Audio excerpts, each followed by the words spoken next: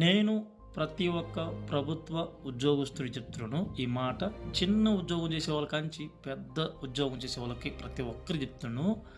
మీరు మీ జీవితంలో ఎన్నో కష్టాలు పడి తిని తినక రూపాయి రూపాయి ఎత్తి పెట్టుకొని కష్టపడి చదివి మంచిగా ఒక గవర్నమెంట్ ఉద్యోగం సంపాదించినప్పుడు ఆ ఉద్యోగం నీ కోసం, నీ కుటుంబం కోసం, అలాగే మన దేశ ప్రజల కోసంగా మంచిగా ఉపయోగించాలి. కానీ ఏదో నా చేతిలో అధికారం ఉంది కదా అని చెప్పి నీ ఇష్టం వచ్చినా నువ్వు చేసుకుంటూ పోతే రాబోయే రోజుల్లో నువ్వు ఖచ్చితంగా ఇబ్బంది పడతావు. ముఖ్యంగా పోలీస్ ఉద్యోగం చేసే వాళ్ళు చెప్తాను.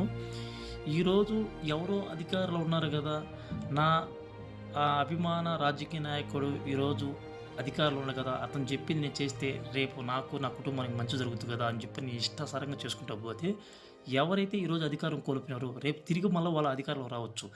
అలాగే ఈరోజు అధికారంలో ఉన్న మళ్ళీ రేపు కంటిన్యూగా తిరిగి రావచ్చు.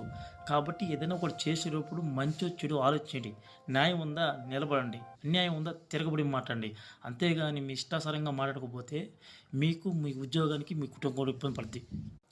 మీరు ఎంతో కష్టపడి ఒక ఉన్నత స్థాయిలోకి వచ్చినప్పుడు దానికి తగ్గట్టుగా మీరు హుందాగా ఉంటే మీకు, మీ ఉద్యోగానికి ఎంతో గౌరవం వస్తుంది కదా.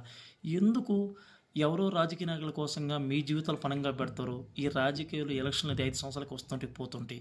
కానీ మీరు 30-40 సంవత్సరాలు మీ ఉద్యోగాలు ఉంటారు.